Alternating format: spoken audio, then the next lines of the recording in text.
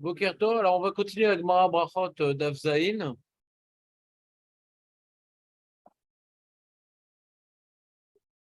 La Gemara Brachot Daf Zayin sur le sujet de Tzadik Vetovlo, Tzadik Veralo, Racha Vetovlo, Racha Veralo. C'est la Gemara donc évoque un grand sujet qui fait couler beaucoup d'encre, qui est le sujet de le semblant d'injustice divine. Le semblant d'injustice divine. On regarde ce qui se passe et qu'on voit comment ce qui arrive à chacun. On a l'impression que, pas tout le temps, mais il y a certains rachats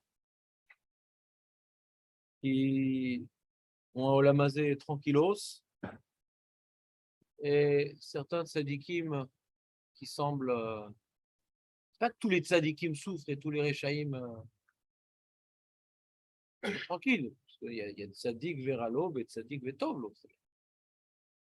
Mais on ne voit pas forcément plus de rechaïm souffrir que de tzadikim. Il y a plusieurs cas de figure, quoi. Donc, on ne voit pas tellement la justice divine s'appliquer. Mais est-ce que ça veut dire qu'il n'y a pas de justice divine? Je pense qu'on voit des choses quand même. Je pense que il y a des champs. Parce que le problème que j'ai, c'est que la Gemara, donc tout vote, elle dit depuis que le Sanhédrin a été interrompu, il n'est plus en place. Alors maintenant, celui qui était Chayav Mita, de ce qu'il a, de la lapidation, bah, il tombe de sa fenêtre. Celui qui était Rav Mita de Srefa, alors il est brûlé. Celui qui... Donc, c'est-à-dire, il reste encore une justice et on peut la voir parfois, ouais, mais elle n'est pas systématique. C'est pas qu'il n'y a pas du tout de justice, ouais. C'est que comme elle n'est pas systématique, alors on peut focaliser sur les cas qui semblent être une contradiction à la justice.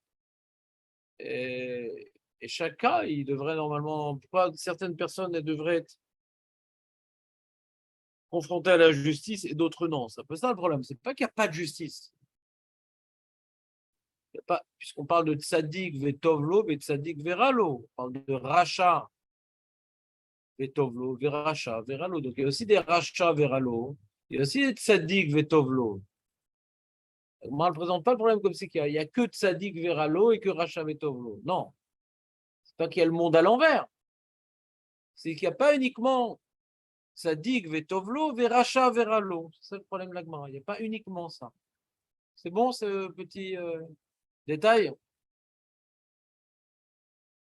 La Gemara ne dit pas que c'est le monde à l'envers. Ouais, soit bien clair.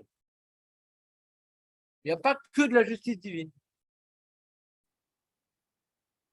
On voit des nissim pour certains tzadikim, on voit des rechaïm qui sont punis. Et on arrive des fois à comprendre même que ce qui leur arrive est intimement lié à leur comportement, etc.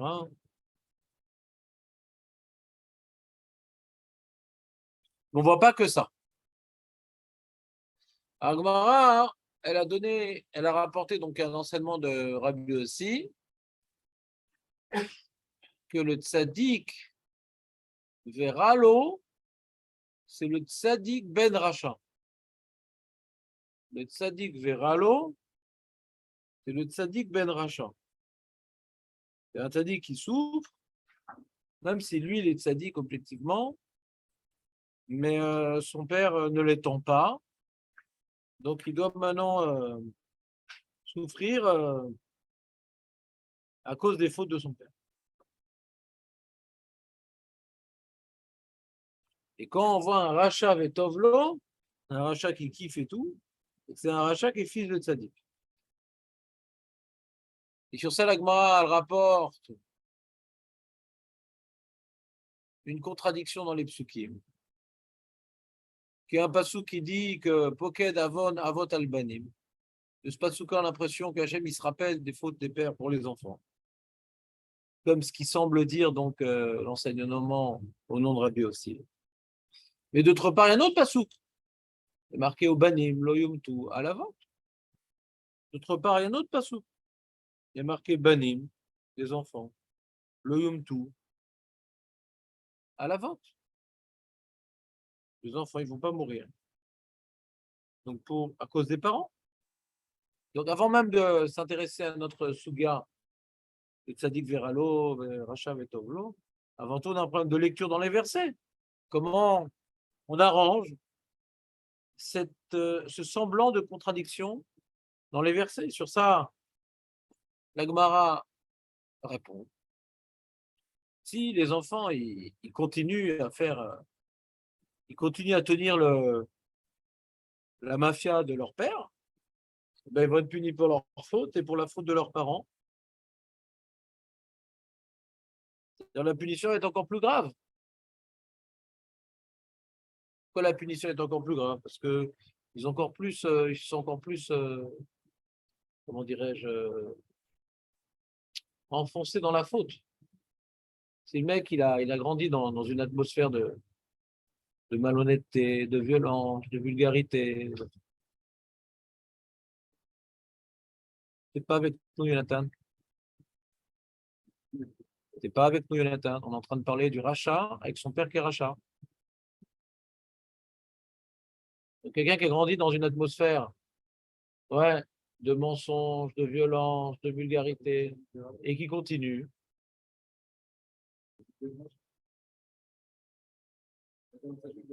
Tu peux me suivre ou pas? C'est possible de me suivre? C'est gentil. Donc, quand maintenant, j'explique la Gemara. La Gemara, elle dit que chez Orzim, mais Maaseh Avotem BADM, c'est quoi que chez Orzim? Maaseh Avotem BADM. J'explique dans l'ordre. La Gemara, elle ne parle pas de Tzadik Veralo. Elle parle de Keshe Orzim, Maaseh Avotem BADM. La Gemara ne parle pas de Tzadik Veralo, Racha Vetovlo. La Gemara actuelle ne parle pas de ça, Jonathan. Elle parle de celui qui continue à faire ce que fait ses parents ou pas. Tu t'es arrêté il y a 3 minutes.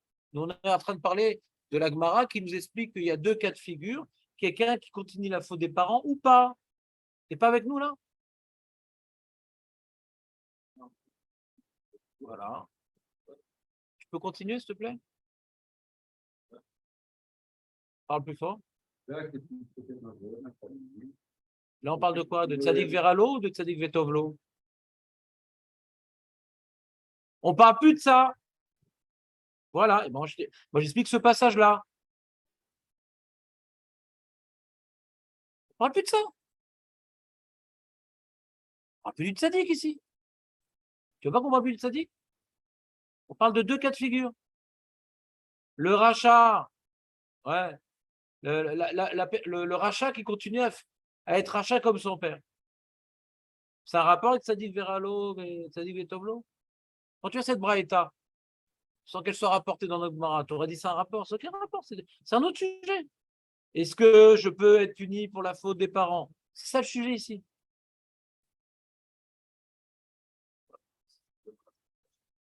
Mais avant de répondre, de quoi parle cet enseignement? Avant.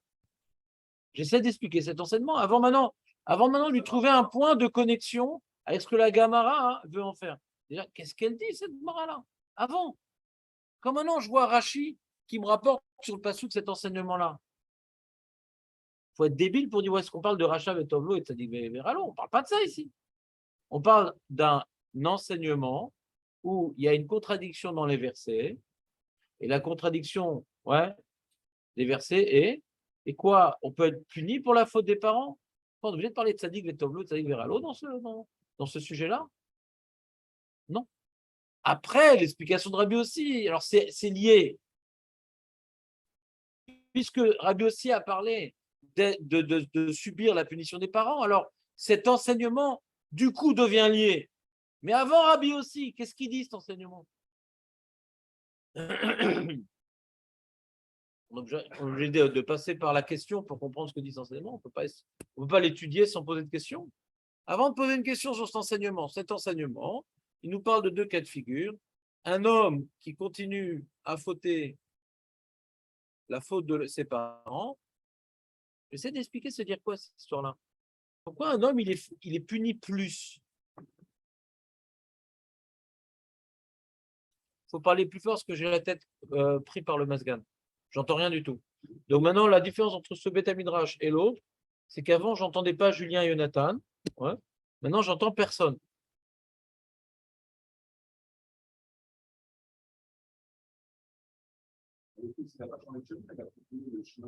Alors qu'on le punit pour ce qu'il a fait. Pourquoi on le punit? Pour ses fautes et pour celles de son père. C'est ça les questions. Ça ne suffit pas de le punir pour ses fautes.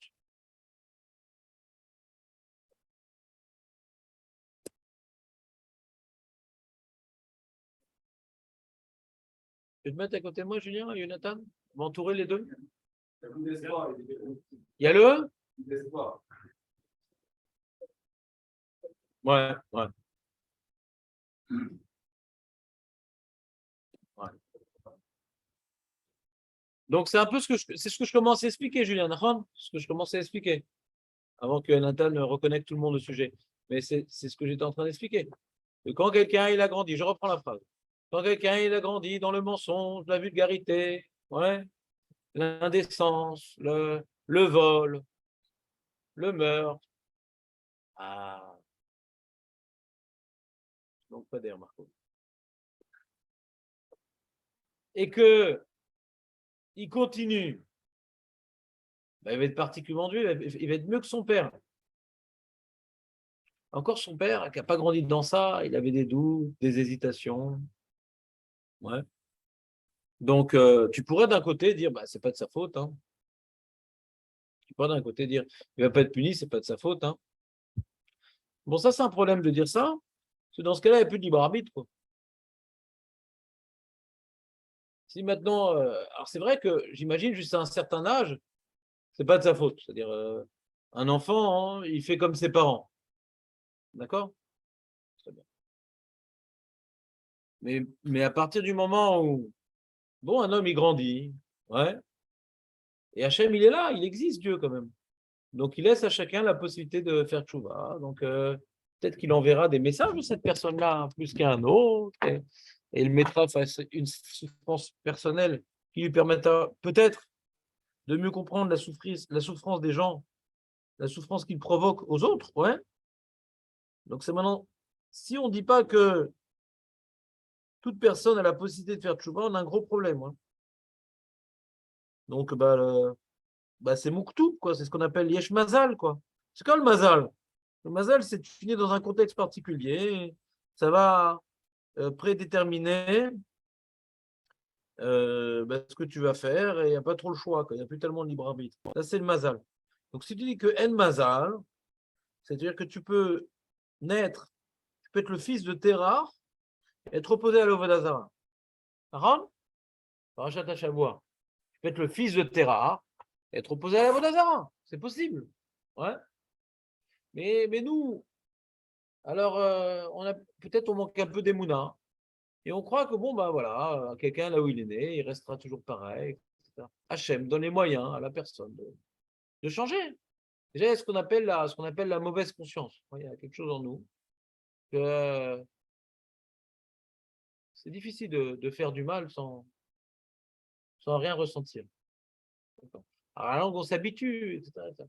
On dit, mais lui, il a grandi dans un contexte très particulier. Mais nous, on connaît tellement d'histoires de gens qui ont grandi dans des contextes particuliers, qui ont réussi à faire tchouva, et même Lyd Gaillère. Il y a un chanteur de rap qui s'appelle Nissim Black. Vous ne connaissez pas? Il est noir, bah ouais. Rappeur américain, celui qui soit. Ouais, s'il n'était pas blanc, il aurait mis du cirage pour être à la mort. Ouais. Donc, Nissim Black, j'avais lu son histoire. C'était une famille de voyous, quoi. Il y avait par contre, quand il était petit, il y avait des fois des fusillades dans son salon, quoi. Non, vraiment, sans blaguer. Et de voyous, quoi. Je ne sais pas si vous connaissez un certain public de noirs aux États-Unis, c'est le cauchemar, quoi. C'est le cauchemar. Moi, j'ai connu un peu ce monde. Ouais. En vacances, je suis parti dans un truc et je me suis retrouvé dans une bande de noirs un peu. C'est vraiment Sodome et Amora, quoi. Tu vas imaginer. Et le mec, rappeur, c'est des voyous, quoi. Il vient d'un monde de voyous, il reste dans un monde de voyous. Les rappeurs, c'est des voyous, quoi. Ils font des combats de rap, des trucs. C'est vraiment un monde très particulier, quoi. Ouais. Et puis Tom, le mec, il se pose des questions. Et puis Tom, le mec, il s'intéresse à ci, à ça. Il arrive au judaïsme, et trucs, et il se convertit. Comment c'est possible? Comment c'est possible? Ben, lui, c'est différent. Ah, c'est facile toujours de se rassurer. Ou oui ou non. Le Rav Dessler, il dit une idée. Et le Rav Carmel, qui était le talmide du Rav Dessler, qui a sorti certains de ses livres, il illustre l'idée du Rav Dessler par un enseignement de Kant. Et il dit la chose suivante. Des fois, le mal tue le mal. Quand quelqu'un il arrive à un niveau de comportement complètement immoral, il est tellement écœuré de lui-même, il dit Zéou, va. Quelqu'un qui vole un peu, mais qui fait un peu très cède et tout, il peut s'en sortir. Parce qu'il a bonne conscience. Il dit, non. Mais quelqu'un il est pourri jusqu'à l'os, ouais, il y a un moment, il dit c'est pas possible que c'est ça la vie. Je sais pas. Je le comprends très bien. Ah ouais? Tu connais ce qui se passe dans le cœur des gens et ce qui se passe dans le monde? Moi,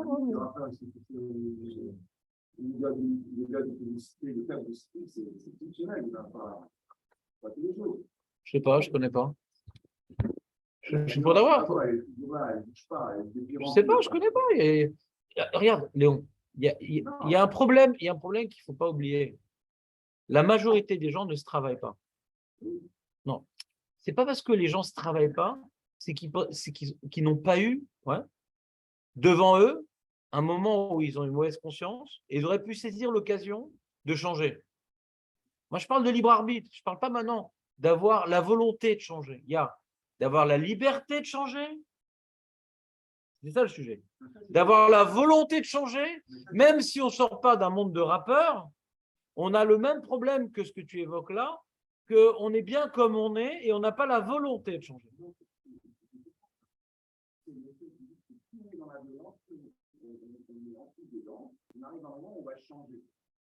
On peut changer. C'est ça le sujet. C'est ça le sujet. Quand on est béni dans la violence au maximum, il va arriver un moment où on est dégoûté de soi-même, on revient en arrière. Non. Non, non, non, j'ai pas dit ça. Il va pas revenir en arrière. Il va pas revenir en arrière. La manière que il y a ici des gens qui ont des téléphones sans filtre, il y a ici des gens qui vont dans des restaurants rabbanout alors qu'ils savent que c'est pas bien. Ils savent que c'est pas bien, mais ils n'ont pas la volonté de changer. Il y a une différence entre savoir, et ça c'est du libre arbitre. Savoir, c'est du libre arbitre. Je sais ce qui est bien, je sais ce qui est bien, donc j'ai le libre arbitre. Est-ce que j'ai la volonté de faire le bien? C'est un autre problème. Nous, on a commencé par l'idée, le mec qui est dans un monde de pourriture. Est-ce que maintenant, Birklal, il a la possibilité de changer? On ne parle pas maintenant de est-ce qu'il va avoir la force de changer. Ça ne dépend pas de là d'où tu viens, la force de changer. Dans le même milieu, tu en as un qui a la force, tu en as un qui n'a pas la force. Dans une même famille, ils ont reçu le même message. Il y en a un qui a la force, il y en a un qui n'a pas la force. Mais est-ce que Birklal, il envisage qu'il existe du bien dans le monde? S'il ne sait pas qu'il existe du bien dans le monde, il n'a pas de libre arbitre. C'est de ça que je suis en train de parler. D'envisager qu'il existe du bien dans le monde. Est-ce que quelqu'un qui a grandi dans un monde pourri, pour lui, c'est exclu qu'il existe autre chose dans le monde que faire du mal? Je dis non, c'est pas exclu. Hachem, il laisse son libre arbitre à chacun. Et des fois, plus c'est dans le mal, et plus tu es écœuré du mal, et plus ça va mettre devant toi, ouais, que ça ne peut pas être possible que le monde soit comme ça. C'est l'histoire d'Abraham Avinu. C'est pas possible que le monde soit comme ça. C'est tellement pourri. Il voit ses parents, c'est des pourris, il voit ses copains. Il y a des moments où il dit c'est pas possible. Maintenant, est-ce qu'ils veulent avoir la force de changer? La même manière que la majorité des gens n'ont pas la force de changer quand ils sont là-bas, ben quand ils sont à Natania, dans leur petit judaïsme, ils n'ont pas la force de changer non plus. Alors qu'ils ont des rabbins de haut niveau qui viennent leur expliquer le Hémet et ils ne sont pas contre, mais ils n'ont pas la force de changer. Le problème de la force de changer, il est pareil dans tous les contextes. Il ne concerne pas que les noirs rappeurs, il concerne le petit Moshe Amar à Bnei Brak qui pourrait faire beaucoup mieux et qui n'a pas la force de changer. C'est deux problèmes différents entre savoir qu'il existe le bien et le mal, d'avoir devant soi, ouais, Samti lefanecha chaim va'amavet ou bacharta bachaim. Hachem nous dit, j'ai mis devant toi la vie et la mort, le bien et le mal. Je te demande de choisir la vie, je te demande de choisir le bien, je choisir la vie. Et dire maintenant, mais lui, ne l'a pas mis devant lui. C'est de cette écouda que je parle. Est-ce qu'il existe des gens devant lesquels on n'a pas mis devant eux? Alors, c'est parce qu'en statistique, on voit qu'il y a des gens qui sont dans le mal, ils restent dans le mal, c'est qu'on n'a pas mis devant eux. C'est que de la même manière que dans tous les systèmes possibles, ouais, le super rachat, le moyen Benoni, le moyen tzaddik, la plupart des gens dans tous ces systèmes-là ne bougent pas, parce que vouloir changer, c'est difficile, mais ça ne veut pas dire qu'ils n'avaient pas le choix de bouger.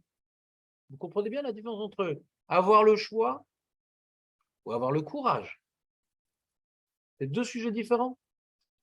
Donc, ce n'est pas parce que le père était rachat que le fils doit l'être. Non? Il y a un libre arbitre.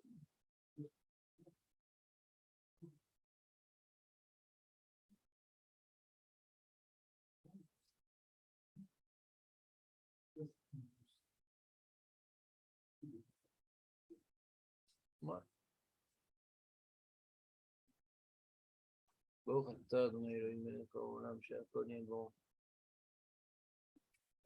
Il fait des avérotes ou il ne fait pas des avérotes, le monsieur?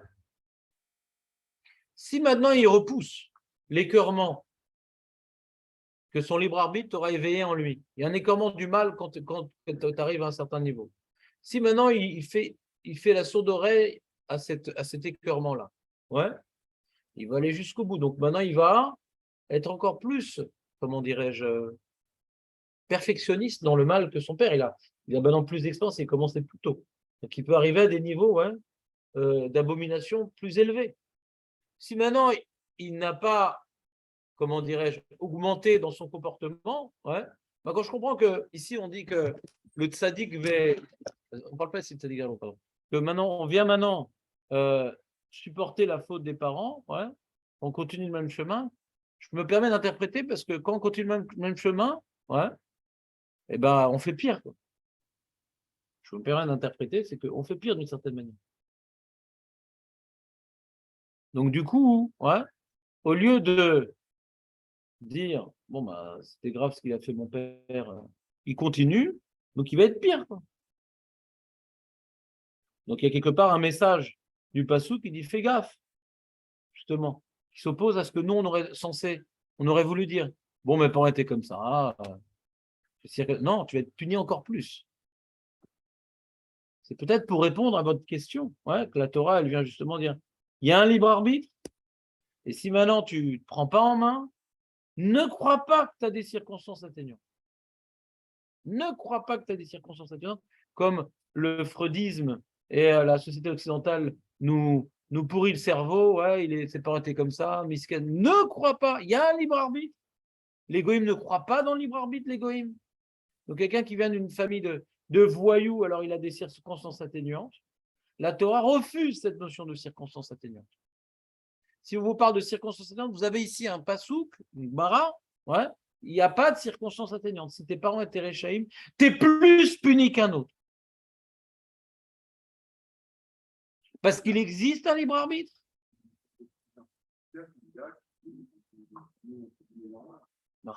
Mais c'est beaucoup plus insupportable de vivre dans l'immondice que de vivre dans la médiocrité. Donc celui qui continue à vivre dans l'immondice, c'est une excroissance d'immondice, bah, il doit en assumer les conséquences. Bah, j'ai grandi dans le meurtre, bah, je continue. Mon père il avait un arc, maintenant j'ai un fusil. Ne crois pas que tu as des circonstances atténuantes. Ça vient de plein fouet s'opposer à l'état d'esprit dans lequel nous avons grandi. Pourquoi? Parce que ce n'est pas une question Hachem il est gentil ou Hachem il est méchant. C'est qu'est-ce que tu es devenu?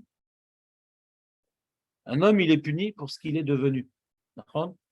Si un homme, il se comporte mal, il se comporte très mal, Donc la destruction interne que l'homme provoque quand il se comporte mal, elle est d'un certain niveau. Quand il se comporte très mal, sa destruction est encore plus grande quand il se comporte très mal. D'accord?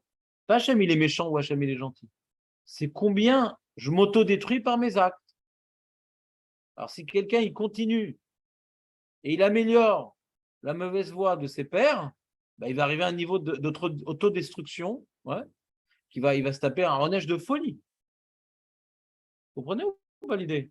C'est comme la ville de Sdom. Il y a Miskenim, les pauvres. Ils étaient tous comme ça là-bas. Pourquoi on leur reproche? Il y a une émulation collective, les parents étaient comme ça, les cousins étaient comme ça. Pourquoi ils ont été détruits? Parce qu'ils ont dépassé toutes les limites au niveau comportemental. Et ils n'ont pas de circonstances atténuantes.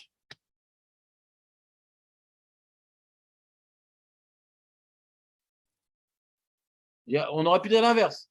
Tu connais l'histoire. Nathan, tu connais l'histoire. La fille qui a voulu donner la Zdaka, nana, à Sdom, elle a été tuée. Ouais. Et au contraire, alors, tu as vu, au contraire, on peut dire, bah voilà, ils ont des circonstances atténuantes parce que ils ne peuvent pas faire tchouva parce que s'ils font tchouva, hein, on va les tuer. Ah, pourquoi c'est ça alors qui a entraîné la destruction de Sdom? C'est bizarre. C'était une super circonstance. C'est ce qu'on dit sur les nazis. Le nazi, s'il s'opposait, il allait se faire tuer. Donc ça fait des circonstances atténuantes. Et bien le Midrash de Sdom, il dit l'inverse. C'est pas parce qu'on va te tuer si tu fais une bonne action, ça justifie d'être un pourri.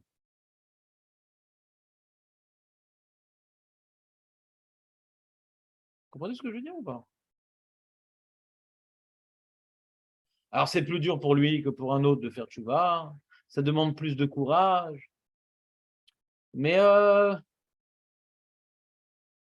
te dis, sur ça, j'ai toujours l'idée du Rav Dessler et de Kant, que quand tu es vraiment dans la moisissure, la nausée du mode de vie la nausée du mode de vie dans lequel tu vis, c'est vraiment une énergie extraordinaire pour changer, quoi. Quelqu'un qui fait sa petite tzedaka, qui va à la synagogue Shabbat, et qui fait... Il est bien, quoi. Pourquoi tu veux que je change? Lui, c'est plus dur de changer, paradoxalement. Vous comprenez ce que je veux dire ou pas?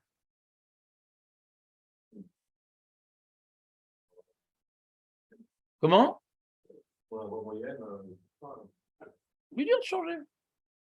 Il y a plus de Balchouva chez les Chilonim, ouais, que je ne vais pas citer des groupes particuliers, que sur un certain groupe, qu'ils ne font pas les citons stress visbot. Ils sont bien comme ils sont. Donc tu dis c'est plus dur. D'une part, oui, d'une part, non. C'est-à-dire, il y a deux types de difficultés. De changer pour quelqu'un qui est dans un monde de pourriture, c'est plus dur, peut-être parce qu'il a subi certaines influences, mais la nausée compense. Et pour quelqu'un qui grandit dans un monde, ouais, de bon comportement humain, et de politesse et de savoir-vivre, mais avec des avérotes précises et claires, clairement écrites dans la Torah, mais quand même, on fait certaines mitzvot. Donc, du fait qu'il a des valeurs et qu'il a une éducation, c'est plus facile pour lui de il a reçu des outils pour se bonifier. Mais d'autre côté, il n'en sent pas tellement le besoin. Donc, qu'est-ce qui est plus dur, qu'est-ce qui est plus facile? Des deux côtés, il y a un point comme ci, un point comme ça. Vous comprenez ou pas? C'est-à-dire, les deux arguments, je ne sais pas, je ne suis pas assez divin pour vous dire dans l'homme, qu'est-ce qui est plus dur, qu'est-ce qui est plus facile. Moi, je sais que dans mon expérience personnelle, quand j'étais pas du tout religieux, j'ai pas du tout de difficulté à faire tchouva. Mais pour avancer après, c'était beaucoup plus dur pour moi, par exemple. Pour moi, quand je suis arrivé à la conclusion qu'il existait Dieu et qu'il y avait une Torah, ça m'a mis 2 heures à faire tchouva. C'est tout. On ne peut pas continuer à vivre comme ça. Mais après, d'avancer sur chaque petite chose et tout, c'était beaucoup plus dur, hein, personnellement. Vous avez un autre vécu de la chose, mais je pense que ce que j'ai vécu, tout le monde n'est pas comme ça. Mais Hachem, il sait donner à chacun les événements face à ce qu'il est, quoi. En tout cas, Hachem laisse le libre arbitre. Donc, celui pour qui c'est plus dur comme ci, plus dur comme ça, Hachem, il va donner ce qui est nécessaire pour qu'il puisse, au moins un moment dans sa vie, pas toute sa vie, il y a un moment où on perd le libre arbitre, comme on avait avec Paro. Mais il y a un moment dans la vie où on a le libre arbitre. Il y a un moment dans la vie où on a le libre arbitre. Si on a raté le coche, c'est possible que ça ne se représentera plus à nous. Un moment donné. Ben non. Ben non. Paro. Paro. Ça dit quelque chose, Paro? Paro Saint-Germain. Ouais. Quand quelqu'un, Hachem, lui dévoile des choses et il donne un coup de pied dedans. Non, non, non, non. Au bout d'un moment, il s'habitue à dire non, alors il est devenu insensible à tout. Et quand quelqu'un, une fois, se brûle, il enlève sa main, se brûle deux fois, après, il enlève la sensibilité au feu, d'accord? Mon père qui était dentiste, il tenait des fraises qui étaient chaudes, il avait aucune, il pouvait tenir des plats bouillants, il n'avait plus de sensibilité dans les doigts à la chaleur. C'est comme ça. Donc quelqu'un maintenant qui a eu des messages, etc., et il les refoule, ouais, des deux mains, au bout d'un moment, il est devenu insensible à certaines choses. Il n'a plus de libre arbitre.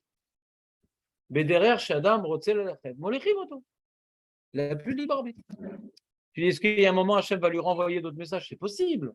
En tout cas, il y a des trous fautes, des périodes dans la vie où c'est le moment de faire le bon choix. Et si on passe à côté, on rate le train. Et l'autre, c'est dans 15 ans ou 20 ans que ça va se représenter à nous ou plus du tout. C'est pas tous les jours. C'est évident ce que je te dis, Léon. C'est pas uniquement l'histoire de Paro, c'est l'introduction du Rambam sur le guide des égarés. Il ne parle que de ça dans son introduction. Je vous l'ai fait 15 fois. L'histoire du mec qui était dans la forêt noire, ouais, avec l'éclair. Et quand il a vu un éclair, s'il ne mémorise pas le chemin qu'il faut emprunter pour sortir de la forêt noire, il n'en sortira jamais. Il dit, le moment où tu as un éclair dans ta vie, bouge. Ce n'est pas tous les jours qu'il y a des éclairs dans la nuit noire. Donc, c'est une idée hyper connue. Ouais. Il faut savoir que la vie, ce n'est pas simple. Il y a des occasions que Hachem nous propose et qu'on refuse.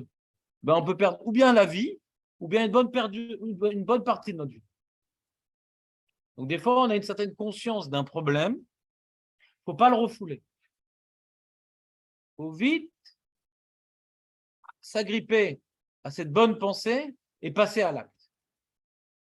Ce n'est pas tous les jours qu'on a des éveils, et ce n'est pas tous les jours qu'il y a des occasions d'avoir une forte conscience du mauvais comportement que nous avons adopté. Ce n'est pas tous les jours qu'on on a un écœurement de nous-mêmes. D'accord ou pas? Ça arrive? Moi, ça m'arrive d'avoir un écœurement de moi-même. Ce n'est pas tous les jours que ça arrive. Et si on ne prend pas sur nous une discipline différente pour profiter de cette prise de conscience et faire une nouvelle stratégie comportementale, eh bien, on a perdu ou bien cette mitzvah-là pour toujours ou pour une certaine période. Qu'est-ce que Hachem, dans sa miséricorde, nous rouvre les yeux. Ouais. Nous ouvre les... En général, comment il nous ouvre les yeux? Ben, il nous met devant une situation dramatique qui a été générée par notre mauvais comportement. Ouais. Et qu'on réalise qu'est-ce que je suis bête, qu'est-ce que j'ai fait, nanana. Et donc, je veux arrêter. Si je le fais, c'est bien. Si je ne le fais pas, bah, je vais oublier. La vie, elle reviendra comme elle sera. Et c'est pas sûr qu'Hachem me refera un tel message une deuxième fois. Ça dépend.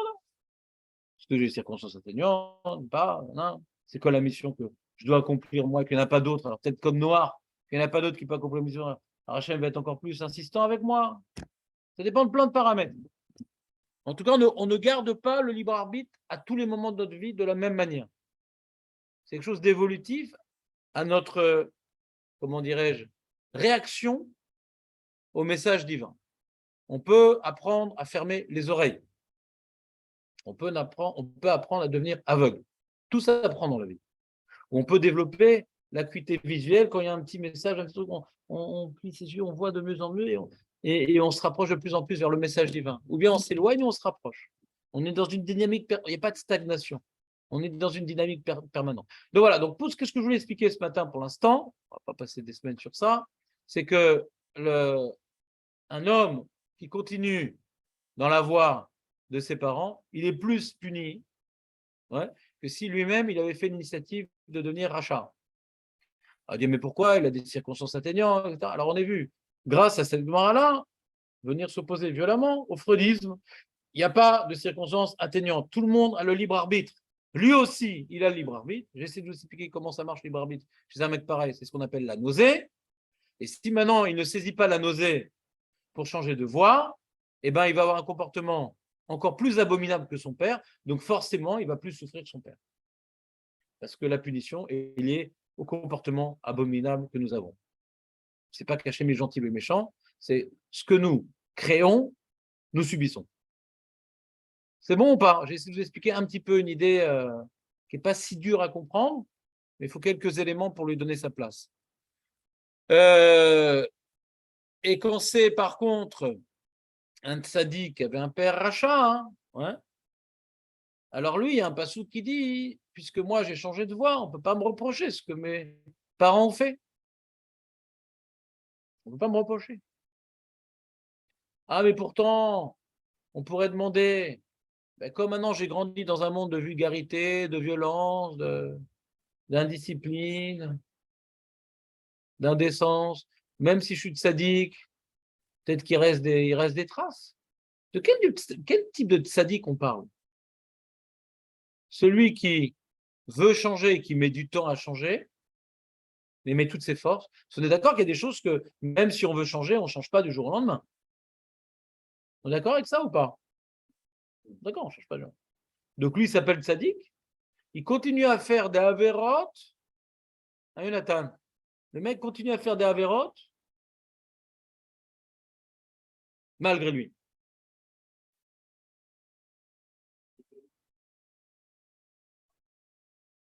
Alors, plus fort et moins vite. On ne parle pas de ça, là. Non, les amis, avant de faire des connexions entre plusieurs enseignements, j'aimerais qu'on focalise sur l'enseignement qui est devant nous. Là, on est dans un petit enseignement qui rapporte une contradiction entre deux versets. Ouais. Qu'un verset me dit qu'on vient supporter la faute des parents, un verset qui dit on ne vient pas supporter la faute des parents. D'accord? Donc, tu ne peux pas pour l'instant rapporter, tu peux maintenant expliquer en disant certaines notions, tu peux dire ce que tu veux.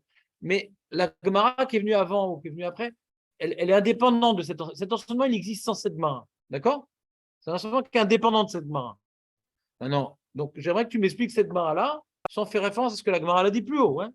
C'est par hasard, on l'a rapporté ici à cause de l'explication de Rabbi aussi. Ouais. Mais c'est un enseignement. Quand maintenant tu vois Rashi sur ce passage clair, rapporte cette Gemara sans rapporter ce qui est écrit avant. Il y a ici deux types de tzaddik. Il y a deux types de personnes. Il y a celui qui continue à la faute des parents, celui qui ne continue pas. Alors je demande, celui qui ne continue pas, qui s'appelle tzaddik.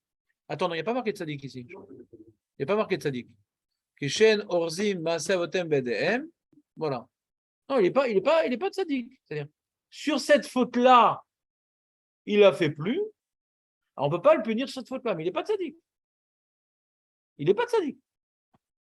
Je vous ai induit en erreur, excusez-moi. Il n'est pas tzaddik. On ne peut pas le punir sur une faute sur laquelle il a fait tchouva. C'est tout. Et c'est pas shoot, en vérité. C'est pas shoot. Pourquoi la Gemara a besoin de le dire? Parce que comme il y a un passou qui dit Poked Avon Avot Albanim, s'il y avait écrit que ce passou-là, on aurait été embêté.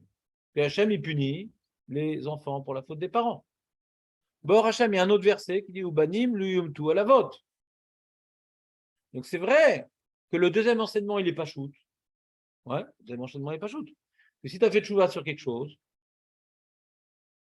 pourquoi Hachem viendrait te reprocher ce qu'a fait tes parents? Vous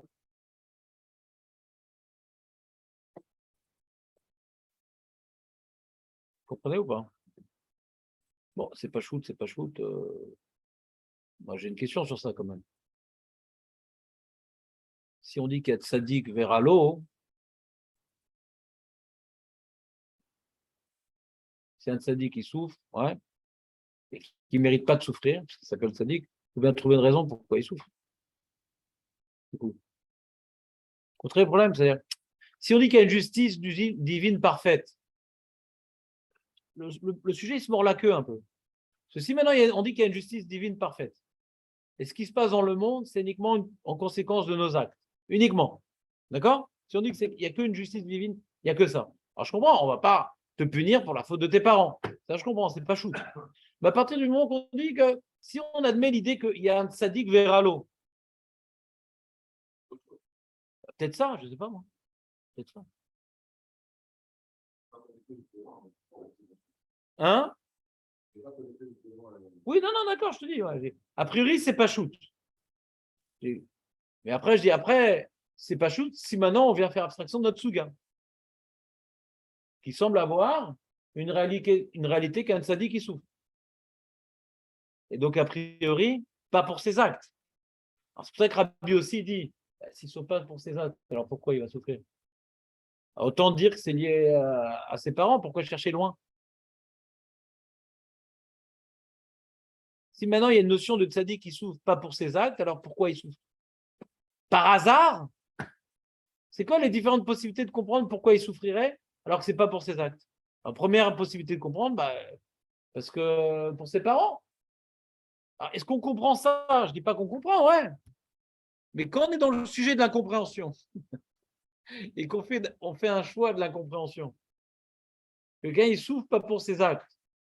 Quoi, c'est plus facile de comprendre qu'il souffre par hasard que par rapport à ses parents? Peut-être il est ou les chaper à vos notes chez l'orim chez l'eau, on est là. Comme on dit caparati, ouais.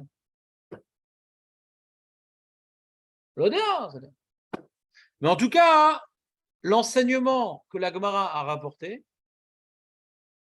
semble s'opposer à cela. Elle dit non, tu ne peux pas être puni pour la faute de tes parents. Si maintenant tu es puni pour la faute des parents, c'est si tu continues. Si tu ne continues pas, tu n'es pas puni. Donc cet enseignement m'empêche de dire que le tzaddik verra l'eau, c'est lui. Trouve autre chose. Vous comprenez le problème ou pas? Logiquement, dans le sujet de l'incompréhension, peut-être j'aurais mis ça. Mais non, tu ne peux pas mettre ça comme raison, puisqu'il y a un enseignement clair des sages qui me dit tu ne souffres pas de la faute de tes parents. Alors pourquoi je souffre inutilement? N'irai. Mais ça, tu ne peux pas le dire, c'est mes fromages. Donc on a enlevé cette possibilité. C'est bon, on continue? On continue. Et là, Afrika Amarlé. C'est quoi Afrika Amarlé? C'est-à-dire quoi Afrika Amarlé? C'est bizarre. Mi Amarlé mi. Vous êtes avec moi dans les mots ou pas? Jonathan, tu as la bonne ligne? Keshen Urzim Maase Avotem Bedem. Point. Keshen Ochazim Maase Avotem Bedem. Point. La Gemara continue. Et là, donc c'est quoi? Tzadik vetovlo, tzadik veralo. Achi Kamarle. Mi diber le mi. Achi Kamarle. Tu m'expliques, Dan, Julien? Vous savez Kamar. Qui parle?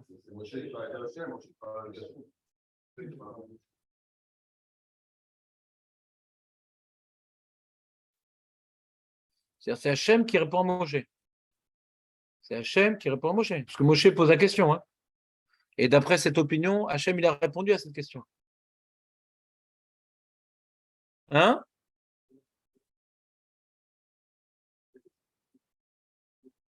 Oui, mais c'est Hachem qui répond à Moshe. C'est ça qui veut dire Dan. Hein? Et là, donc ça a l'air d'être une autre réponse. Tzadik vetovlo, tzadik gamou, tzadik veralo, tzadik shenogamou, racha vetovlo, racha shenogamou, racha veralo, racha gamou. Alors là, donc d'après cette réponse de la Gemara, ouais, en vérité, la question théologique de tzadik veralo, elle n'existe pas. C'est faux. Un tzaddik qui est irréprochable ne peut pas souffrir dans ce monde. Un tzaddik irréprochable ne peut pas souffrir dans ce monde. S'il souffre, c'est qu'il a fauté. C'est qu'il n'est pas complètement tzaddik.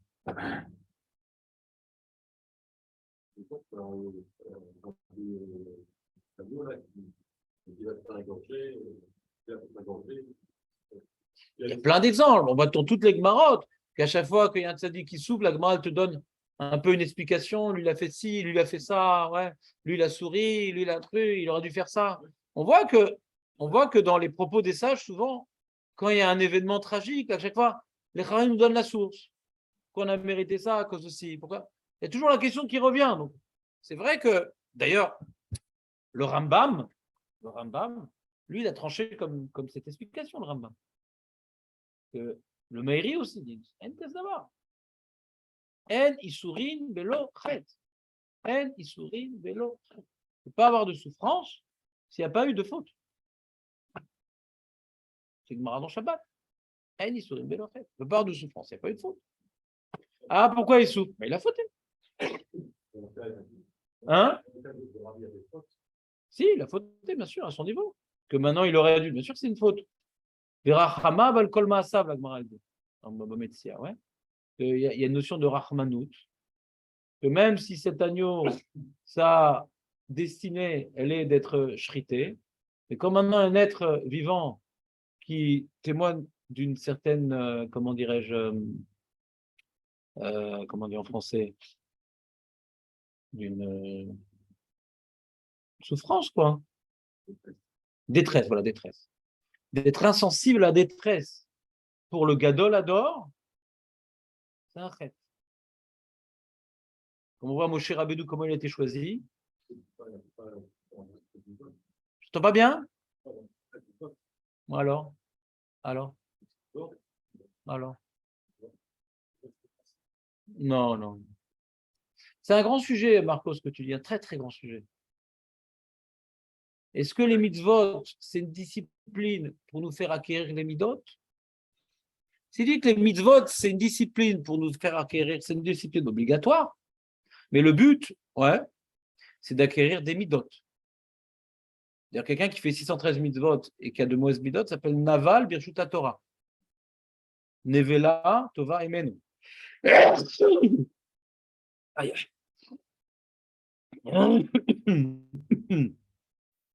On parle donc de quelqu'un qui ne travaille pas, ouais. Quelqu'un qui se travaille et qui a des débordements comportementaux. On est tous confrontés à ce problème-là. Un mec, il s'en fout. Ouais, il ne travaille pas. Il fait ses mitzvot, il voit que c'est un jeu de société, la Torah. Mais il s'en fout de la Emouna, il s'en fout de la Rahmanout, il s'en fout. Il y a marqué Ve'alarta bedrachav. Ouais. L'impression que l'enjeu de toute la Torah, c'est Ve'alarta, il faut suivre les voies divines. Il dit, mais comment on peut suivre les voies divines? Hachem, il est feu, toi, tu es chair, tu te rapproches, tu vas être brûlé. Il dit, non. Donc on a l'impression que suivre les voies divines, c'est l'enjeu. Et si les voies divines, c'est la miséricorde, si tu n'incarnes pas la miséricorde, peut-être que toutes les bonnes mitzvot que tu as accomplies ne t'ont pas amené à accéder, ouais, au summum. Donc maintenant, quand on est un Benoni comme nous, enfin comme moi, c'est possible qu'on va nous attraper avant tout sur les actes des mitzvot. Mais quand quelqu'un a accompli toutes les mitzvot, ouais, beshlemut, et que malgré tout, il n'a pas accédé à ce pourquoi les mitzvot nous ont été donnés, on peut lui reprocher. Parce qu'il est déjà dans la discipline des mitzvot. Nous, on se bat pour rentrer dans la discipline des mitzvot. On se bat. On se bat pour aller à l'heure à la tfila, on se bat pour ne pas regarder des choses interdites, on se bat pour ne pas écouter ou ne pas dire des choses interdites. C'est un combat sur l'accomplissement de base. Donc, je ne sais pas combien on nous reproche, nous, sur l'agneau, sur ce genre de truc, parce que c'est pas encore, on n'est pas encore vraiment dans le Ve'alarta bedracha pour l'instant. C'est clair que la première étape, c'est les mitzvot. Je suis d'accord avec toi. Un mec qui a travaillé la charité chrétienne sans les 113 mitzvot, ouais, on l'enferme dans un monastère. Vadaï que avant maintenant de parler de qualité de cœur, de trucs, etc., notre effort essentiel, il est dans la discipline des mitzvot. Mais il ne faut pas en parallèle développer un cœur tordu non plus. Il faut progresser avec. Mais l'essentiel de notre énergie, il est dans la discipline des mitzvot.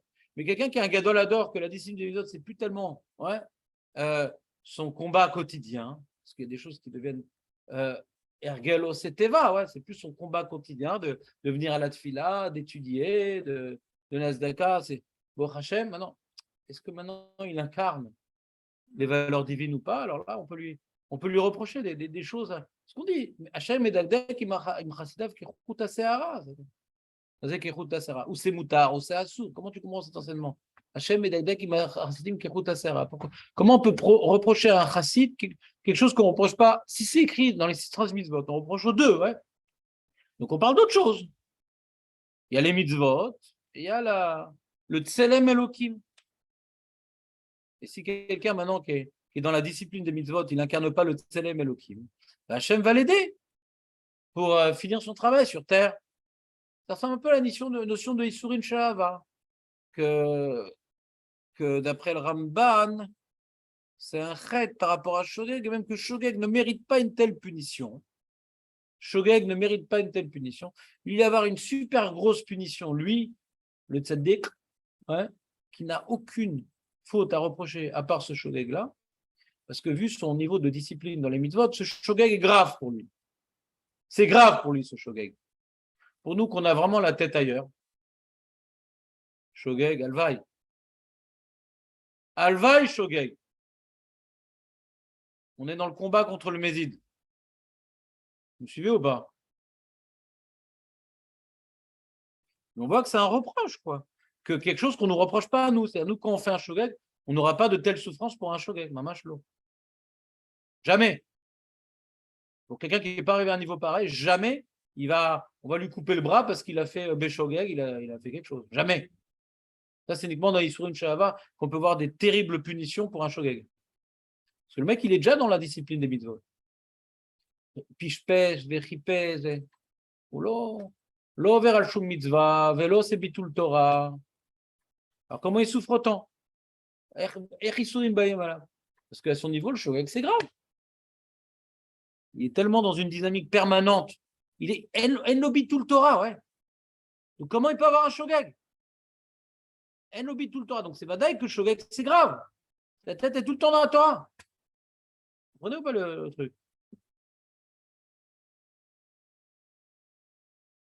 Hachem et Dagdek, Mchassidav, qui écoute à Sahara. C'est un pirouche, l'année prochaine. On continue. Donc, d'après la première opinion de l'Agmara, si quelqu'un souffre, il a fauté, et Marco rajoute, à son niveau. Il a fauté selon son niveau. Plus tu as un grand potentiel, ouais, plus les petites fautes auront des grandes conséquences. D'accord? Mais en tout cas, ces souffrances-là sont liées à des fautes, même des petites fautes, mais des fautes. Pas possible de souffrir. Donc, il n'existe pas, d'après cette opinion, la grande question théologique, ouais, que quelqu'un souffre et on ne comprend pas pourquoi. Nous, on ne comprend pas pourquoi. Mais ça ne témoigne pas d'une injustice divine. Pourquoi je rajoute nous, on ne comprend pas? Parce que nous, on a vu au début, l'autre jour à 10h, on a vu, le Chovot Evot nous rapporte plein de versets des Nevi'im, ouais, Derer Rechaim Tselacha, ouais, Madoua, les Nevi'im demandaient. Donc on voit que les Nevi'im, ils en font des questions, hein, sur le tzaddik qui souffre, ou le rachat qui est tranquillos. Ouais, les Nevi'im en font des questions. D'après cette opinion, comment on comprend ces psukim dans les Nevi'im? De la manière suivante. Nous, on ne comprend pas. Que quand tu vois un mec qui a l'air sadique, comme Rabbi Odanassi, les contemporains de Rabbi Odanassi, avant que la Gemara nous dévoile ce qui s'est passé. Madoua, Derer Rechaim Selacha, Sadikim, ouais, Sovlim, regarde ses copains, les Juifs, là, copains des Romains, qui sont dans des banquets, et lui, qui sont en bonne santé jusqu'à mourir de mort naturelle dans leur lit. Regarde Rabbi Odanassi, le tzaddik, qui fait du chesed, il a des pauvres à sa table. Ouais. Il est complètement dans Torah et Mitzvot, il est complètement sauvé le Ham Israël en demandant des aides de l'empereur qui était son ami, etc. À tous les niveaux, les tzaddik, regarde, des souffrances qu'il a eu, il hurlait, tellement il avait mal au ventre, on l'entendait hurler. Dans toute la ville, tellement il souffrait. Madoua! Pour nous, c'est une question. Parce que nous, on ne connaît pas les Cheshbonot Shamaim. mais c'est la justice parfaite. Donc les Nevi'im, ouais, venaient quelque part poser la question pour y répondre quelque part. Les voies du ciel sont immédiates. Nous, on ne connaît pas hein, ce qu'est Nistar. On ne sait pas ce qui se passe dans le cœur d'un homme. On ne sait pas ce qu'un homme est capable de faire. On ne sait pas ce que Hachem voudrait qu'il fasse. Mais il n'y a pas d'injustice. Il mérite ce qu'il a. Mais nous, on ne peut pas comprendre parce que nous, on n'est pas Dieu. Mais des fois, lui, il peut comprendre. Première explication. Deuxième explication de la Gemara. Des pliga des Rabbi Meir. Et tout ce que je viens de dire, ça s'oppose à Rabbi Meir. Ouais, alors Hacham et Tovlo, c'est pareil, ouais. T'as raison, je n'ai pas expliqué. Je parlais que de l'histoire du tzaddik, mais dans l'histoire du rachat, ça revient en même. Quand tu vois un rachat qui kiffe, ouais, c'est pas que ça, c'est pas un rachat gamour. Donc comme c'est pas un rachat gamour, alors quoi? Il reste une question. Nous, non, Jonathan, il reste une question quand même.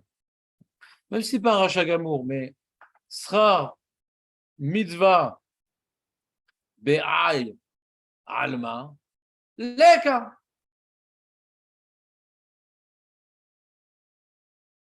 Srar mitzvah be'al alma leka. Normalement, on ne doit pas recevoir le salaire des mitzvot dans ce monde.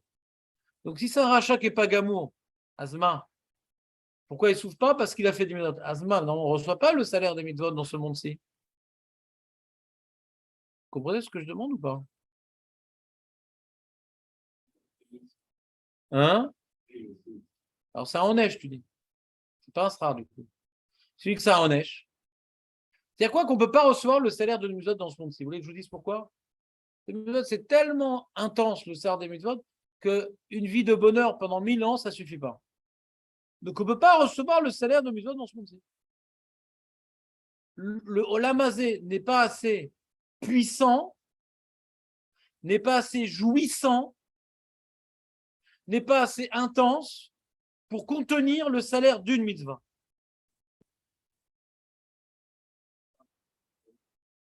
Je n'ai pas entendu la phrase.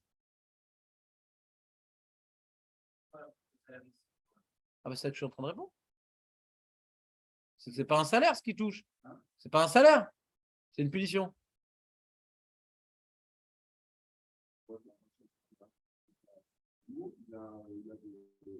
C'est une punition. Quand le nazi il meurt en Argentine avec son usine et ses petits-enfants qui l'entourent, etc., c'est une punition.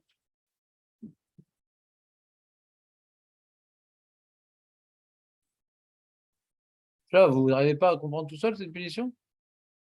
La punition, c'est qu'il a ici quelque chose, il n'a rien fait. C'est ça. Pour le nazi, parce que il n'a rien. Pour le Nazi, pour rien. Pourquoi il n'a rien? Bien sûr, il y a Chassidé ou Motorola, pourquoi pas? Non, attends, il y a une différence entre ne pas. Et déjà, ils ont. Bah, d'ailleurs, chez les goïms, attends, c'est quoi ce message raciste? Ouais, en période électorale. Ouais. Donc, le. Vadaï qu'un goy, ouais. Il y a Marc, la Gemara de Ravodazar, elle dit qu'un goy qui fait ses 7 mitzvot, ouais, il vaut plus qu'un Kohen Gadol à Maharetz. Un Kohen Gadol, il n'y a pas marqué Kohen Gadol Racha, ouais. Il n'y a pas marqué Racha. Kohen Gadol à Maharetz, il y a Shoch avec la là-bas. Pas grand. Parce qu'il n'est pas mouchlam. Même le goy, quand il est mouchlam, alors il n'y a pas la shlemut de quelqu'un qui fait Torah mitzvot parce qu'il n'a que 7 mitzvot, ouais. Mais il a quand même un olamaba. Chassidé au moto, là, mais ils ont olamaba, mais vadaï qu'ils ont olamaba. Et même il y en a qui ont des onashim. Mais des fois, la Gemara nous dit le onesh de l'acrobate, bon, lui c'est un juif, le onesh de certains goyim et tout, laisse tomber, yesh onesh, yesh onesh, quoi. Il y a des onashim qui font mal et des onashim qui font pas mal. Il ne faut même pas en parler, après on va avoir des insomnies, quoi. Donc, quand on dit il n'y a pas de salaire dans ce monde-ci, c'est que on ne peut pas recevoir l'intégralité du salaire dans ce monde-ci. Parce que la mitzvah, elle est trop importante pour que ce monde puisse recevoir tellement de bonheur. Ouais, mais alors, ou bien on dit qu'il reçoit une partie du salaire, ouais. Ou bien maintenant, c'est en soi une punition ce qu'il reçoit ici. De la même manière qu'ils souriment par amour, ils vont enlever un petit peu d'attache à ce monde-ci pour avoir une plus grande attache avec le lavaba. Ouais. Le Icar, c'est sur le lavaba. Ici, on est sur la scène cinématographique. Ouais. Donc, comme ce n'est pas un rachat gamou, alors, ou bien on va dire qu'il reçoit une partie du salaire, ou bien il est puni, je ne sais pas.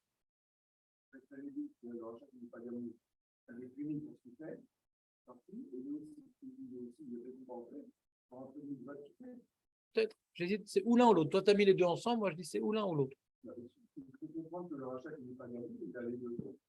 Non. Non, il a ou l'un ou l'autre. Non, tu ne m'as pas compris. Il n'a rien du tout. Il a ou l'un ou l'autre. Le fait qu'il ait de l'argent et qu'il soit heureux dans ce monde-ci, ouais, est-ce que c'est une punition ou c'est qu'on lui paye une partie de ses mitzvot? C'est ou l'un ou l'autre. Tu dis les deux, je dis non. Si c'est un salaire, ce n'est pas une punition. Si c'est un salaire, ce n'est pas une punition.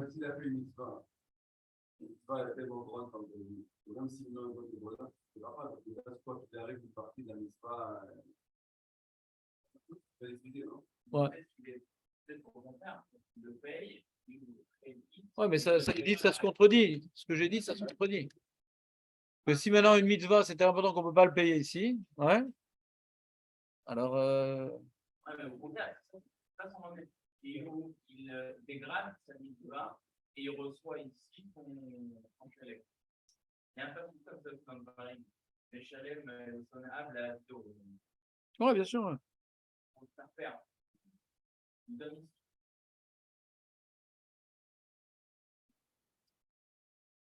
Donc on dit que ça ne peut pas être une récompense. Donc Dan, il dit d'après mes propos, si je ne veux pas avoir une contradiction interne, alors il faut dire que ça ne peut être qu'une punition. Alors.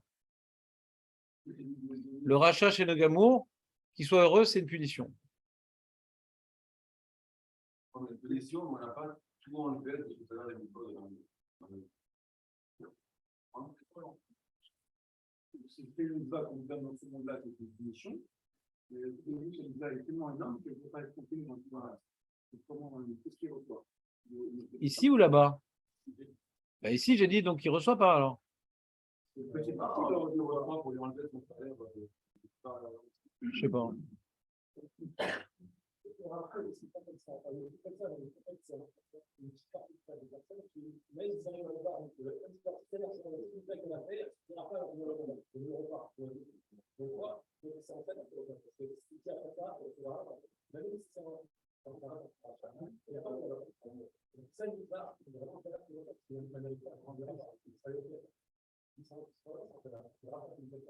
Qui le? J'ai rien compris. Attendez les amis, j'aimerais entendre Julien. Donc c'est déjà quelque chose de difficile en soi. Ouais. C'est intéressant ce qu'il dit, mais moi j'ai un problème de concentration.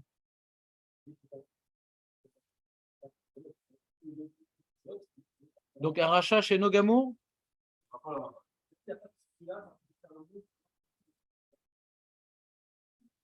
Il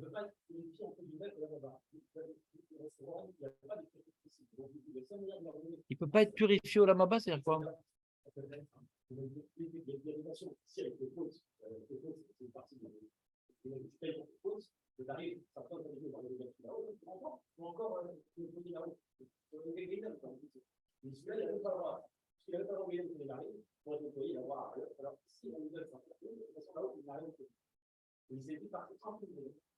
Non, d'accord, mais peu importe les statistiques. Il y a un truc que je ne comprends pas. Il a fait une mitzvah ou il n'a pas fait une mitzvah? Alors, comment on répond à la question? Donc lui, il est fini. Donc maintenant, tout le monde sait ce qu'il reste. On peut lui donner. Donc, je n'ai pas compris. Donc, on lui donne un salaire de sa mitzvah? Donc, ça contredit le postulat que j'ai dit. Enfin, ça contredit la Mishnah qui dit Strar mitzvah be'ay alma lieka. C'est une Mishnah. Hein.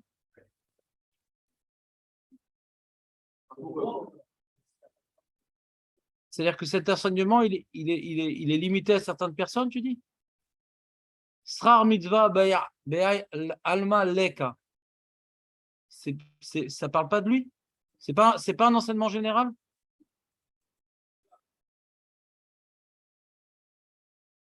Il parle pas du Olam Haba, cet enseignement, il parle du Olam Hazé.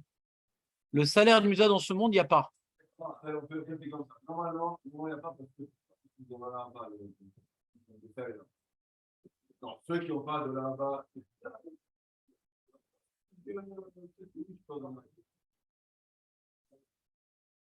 Donc ça contredit la phrase. Quand tu dis il n'y a pas de salaire des mitzvot dans ce monde-ci, tu dis non, mais ça dépend. Donc ça contredit la phrase. C'est plus un postulat, cette phrase. Non, c'est plus un postulat. C'est-à-dire, yesh, tu aurais pu dire les famim, les cas, les famim, eka. Ça dépend. C'est plus un postulat. T'as vu où ça ou dans le Ramchal? Dans Messiah des Charim? Ah.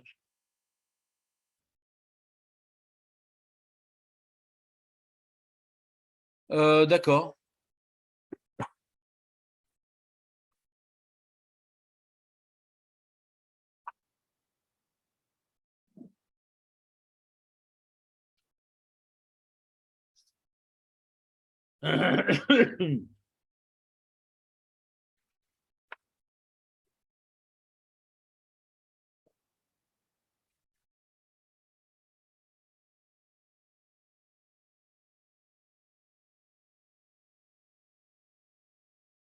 Ouais, il rapporte ici le marcha au Meshalem, les Sonav, Alpanav, la Vido.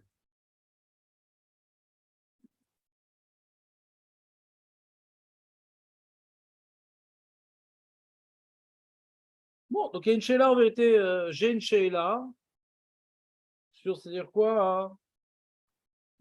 Ouais, j'ai une sheila sur cet enseignement, sur Srar. Ouais. Il n'y a pas de salaire des mitzvot dans ce monde-ci. J'ai une sheila sur son salaire. Si j'avais le temps, j'aurais fait un ripou sur cette Mishnah-là. Comment on s'arrange avec Racha chez Nogamo? Ça semble s'opposer. D'accord? Alors, ou bien il y en a qui vont dire, bah non, on ne parle pas de ci, on ne parle pas de ça. Mais en tout cas, il y a une sheila, avant de chercher la réponse, il y a une sheila. Ça semble se contredire les deux enseignements. D'accord? Il y a une contradiction. Il faut étudier ces deux enseignements.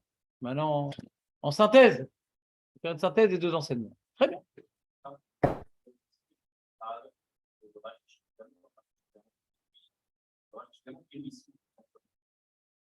En fait, parce que l'homme issu se réveille, c'est-à-dire qu'il a une chance de faire le chemin. Alors que le rachat, vraiment, il ça. Ouais. Qui t'a dit ça? Qui t'a dit qu'il se réveille? Qui t'a dit qu'il se réveille? Mais le rachat vers qui te dit parce qu'on souffre, on se réveille? Elle vaille? Elle vaille? C'est la nature humaine. On devrait se réveiller. Mais est-ce que le mec, maintenant, il a le courage de le faire? Il y a plein de vieux, ouais, qui souffrent, ouais, et qui font pas de chouva, ouais. Il y a plein de gens qui meurent de leur cancer, ouais, et qui étaient religieux quand ils étaient jeunes et qui n'ont pas fait de chouva. Ça existe. C'est pas parce qu'on souffre qu'on fait de chouva. Que maintenant, c'est un terrain fertile pour se remettre en question et vouloir cesser ses souffrances. Je suis d'accord avec toi, mais que c'est un postulat mathématique, je ne suis pas du tout d'accord avec toi. En mathématiques, mais c'est un terrain fertile. Pourquoi Hachem donne ce terrain fertile au rachat de l'amour et pas au rachat de l'amour? Je sais pas, mais Hachem, il donne le Bechira à chacun. Je comprends pas ce qu'on a. C'est l'introduction du Shur aujourd'hui. Quelqu'un qui soit fils qui soit Nissim Black ou le fils de Rav Shach, je m'en fiche. C'est-à-dire, le libre arbitre, il existe. Comment il existe? Hachem, il se débrouille. D'accord? Maintenant, un rachat vers Ralo, ouais. Bah, il y en a plein qui ne font pas de chouba, quoi. On voit dans la Torah, quoi. Hachem, il nous a, dans le désert et trucs, il y en a qui ont encore trouvé, après tous les Nashim qui sont pris sur la tronche, ils ont encore trouvé le moyen d'aller avec les Benot Moab, ils ont encore trouvé le moyen de se révolter, et après de se révolter, d'être puni, encore de se plaindre. Alvaï que la souffrance nous fasse faire tchouva. Alvaï. Des fois oui, des fois non. Des fois la souffrance, comme la Shoah, Il dit non, bah, Dieu n'existe pas, c'est tout. Alvaï. Des fois, la souffrance, ça fait exactement l'inverse. Exactement l'inverse. Elie Wiesel venait d'une famille religieuse et il a dit ouvertement dans ses livres où était Dieu dans la Shoah. Ça l'a éloigné, la Shoah l'a éloigné de Dieu. On n'est pas là pour le critiquer. On va juste témoigner, on peut juste voir ici un témoignage que la souffrance ne l'a pas rapproché de Dieu. Non. Et quand tu dis rachat vers à l'eau, on peut dire que c'est les camps de concentration. Ouais, des vraies souffrances, d'accord? Est-ce que les souffrances vont faire tchouva aux gens? Non. La plupart, non. La plupart, non. Ceux qui sont sortis des camps, je ne sais pas s'il y a plus de gens qui ont fait tchouva que l'inverse. C'est pas évident ce que vous dites, que la souffrance est un terrain fertile à la tchouva. Un oncle incarné, peut-être, mais quand quelqu'un il a une vraie souffrance, ouais, il y a plutôt des chélotes d'apicorsout qui éveillent en lui. Où est Dieu? Qu'est-ce qui m'arrive? Nanani, nanana. Tu me dis que Hachem il existe, il est où ton Dieu? Bah, Yov, qui était un tzaddik, il ne s'est pas renforcé par ses souffrances, Yov. Il a failli passer de l'autre côté. Hein. Les souffrances, c'est pas facile d'être Obad Hachem dans les souffrances, pas facile du tout. Quand on a les épreuves, ça peut nous faire tchouva, les épreuves. C'est sympa, les épreuves, c'est sympa. Les petites épreuves ponctuelles comme ça, c'est sympa. Mais des vraies souffrances, alvaï que ça, comme tu dis. Alvaï. Ce serait tellement beau qu'on arrive à faire tchouva malgré les souffrances. Bah, l'intensité. Il y a le mec qui a le corona, et il y a le mec qui est en phase terminale dans les camps de concentration, et en plus il a le cancer. L'intensité, il y a quelqu'un qui a un peu mal et quelqu'un qui a super mal. Et un, ça dure un mois, et l'autre, ça fait déjà 20 ans qu'il souffre. Il ne voit toujours pas la Yeshua. Il dit Ani Yush Baolam, mais toujours, il ne voit toujours pas la Yeshua. Quand ça commence la souffrance, alors ça peut nous réveiller. Mais quand ça fait 20 ans, alvaï. Que le mec, après 20 ans, il voit que ça ne bouge pas, sa souffrance, il dit Hachem, je t'aime.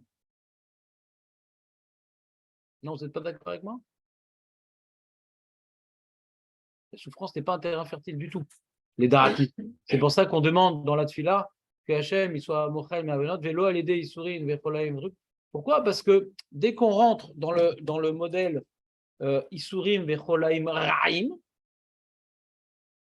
efshar les kachesh, d'avoir des échalotes sur Hachem, mais qu'est-ce qui m'arrive et pourquoi? Nanana. On souhaite à personne des épreuves parce que des fois, on remet en question la miséricorde divine pour ne pas dire plus. Donc, on ne souhaite vraiment pas d'arriver dans de telles souffrances parce qu'on ne sait pas si on sera à la hauteur de les bonifier comme Rabbi Akiva l'a fait. On n'est pas tous au niveau de Rabbi Akiva. Il y a beaucoup de juifs qui ne sont pas partis sur le bûcher pour mourir, mais qui douchent Hachem et qui ont craqué. On voit que face à la menace de Nebuchadnezzar, il n'y en a que 3 qui ne sont pas prosternés devant la statue. Ce n'est pas si simple, les souffrances. Ce n'est pas si simple de mourir Bekidouche Hachem. Nous, on entend beaucoup d'histoires de gens qui positivent les souffrances et qui font Kiddush Hachem. Donc, on a l'impression que c'est simple.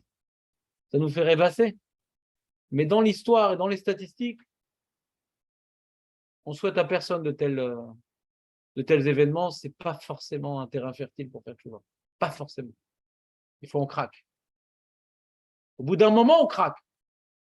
À moins d'avoir vraiment beaucoup d'émouna. Vous n'êtes pas d'accord avec moi?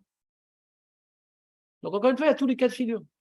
Le libre arbitre existe encore. Mais de dire que parce qu'il va souffrir à plus faire tchouva, peut-être ben que oui, peut-être que bébé bichlalo. Il y a tous les cas de figure, quoi. Et Hachem, il laisse le libre arbitre dans tous les cas de figure. Le mec qui a en bonne santé, qui a de l'argent, peut-être ça va le rapprocher d'Hachem, Odou Hachem qui toque, qui le trace d'eau, peut-être dire c'est moi le plus fort. Tous les cas de figure. Il y a la possibilité d'interpréter le mal de manière positive et le bien de manière négative. On est d'accord, non? Et j'ai du mal à dire que c'est plus facile dans ce cas-là que dans ce cas-là. Je ne sais pas. Le Messet Esharim, au début, il dit que tout est Nisayon. Le riche, El Nisayon d'oubli Hachem, le pauvre de voler parce qu'il ne s'en sort pas. Mais tout est Nisson. Il ne dit pas qu'il y a un plus grand Nisson dans ça ou dans ça. On est devant chaque situation, chaque homme dans la situation dans laquelle il est plongé, il a un Nisayon Mesuyam, de le positiver ou de faire abstraction de Dieu ou de voir ça et la main d'Hachem qui est là. Mais on ne souhaite pas être plongé dans une situation de souffrance pour découvrir la Hachem parce que dans ce cas-là, on ne sait pas si notre émouna va tenir. C'est pas terrible.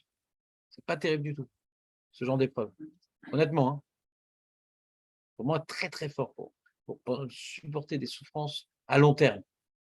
On ne voit pas un couloir avec une petite lumière au fond, on ne voit pas N-Or. Ça a l'air d'être éternel, cette souffrance. Très difficile. Ce que je vous dis, c'est les psukim de Echa. Hein.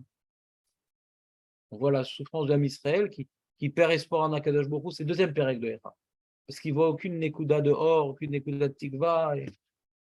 Et ça leur a pas fait faire tchouva. Au contraire, le Khorban les a éloignés de Dieu. Après 70 ans de Khorban, la plupart étaient mariés des Goyot. Ça ne les a pas rapprochés de Dieu, les souffrances. Hein. Ils se sont éloignés encore plus. Hein. Mais ils ont vu la main de Dieu et Ezra a profité du Nes de Purim pour leur faire tchouva. Le Nes de Purim a tout changé parce qu'il y a eu une petite pointe de lumière, une petite pointe d'espoir. Donc, mais si c'était encore dans le grand couloir de la mort, Israël n'aurait rien pu faire. Hein. Rien pu faire pour le réveiller. Un mec déprimé, tu ne peux rien faire avec lui. Un mec brisé par les souffrances, tu ne peux rien faire. En fait. Très difficile de faire tchouva dans la souffrance. C'est pour ça qu'il faut vite faire tchouva quand tout va bien, parce que si j'ai preuve, tout, ne crois pas que ce sera plus facile. Il y aura d'autres problèmes. D'autres problèmes. D'un point, c'est plus facile parce que tu vois que tu n'as pas le choix. D'autre côté, est-ce que tu as les forces de saisir tu n'as pas le choix. Alors, continue, amis. Vepliga de Rabbi Meir, Damar Rabbi Meir. On va juste finir cette phrase-là. Comme on a commencé le cours 10 minutes en retard. Vepliga de Rabbi Meir, Damar Rabbi Meir, Shtaim natnu lo, ve'achat lo natnu lo, shenemar, ve'chanoti et asher achon, af al pi sheno agun, ve'richamti et asher achem, af al pi sheno agun. Donc on voit, il rapporte un pasouk. Rabbi Meir, à partir duquel Rabbi Meir apprend il est d'accord que Moshe Rabbeinu a posé 3 questions à Kadosh Baruch Hu. Il a fait 3 prières. Kadosh Baruch Hu a fait 3 prières. Première prière qu'il a lâchée sur Israël, deuxième prière qui n'est pas lâchée sur les Goïm, troisième prière qui lui explique Tzadik veralo verachav et tovlo. Les 2 premières prières, Hachem il a exaucé. Il y a lâché sur Israël, il n'y a pas sur les Goïm. Troisième prière n'a pas exaucé. Et il vient déduire ça d'un verset étonnant que Hachem il est merachem pour quelqu'un qui ne mérite pas. C'est-à-dire qu'Hachem va donner du bonheur, de la vie, de l'argent de manière injuste. Il ne mérite pas, il reçoit quand même. Point. On a fini. Vous pouvez y aller. Enfin, ceux qui veulent rester, on ne va pas dire ceux qui veulent. Ceux qui peuvent rester. Ceux qui peuvent rester, qui ne veulent pas rester, c'est un problème. Ceux qui veulent rester, qui ne peuvent pas rester, Ashrehem. Et ceux qui veulent rester, qui peuvent rester, c'est normal.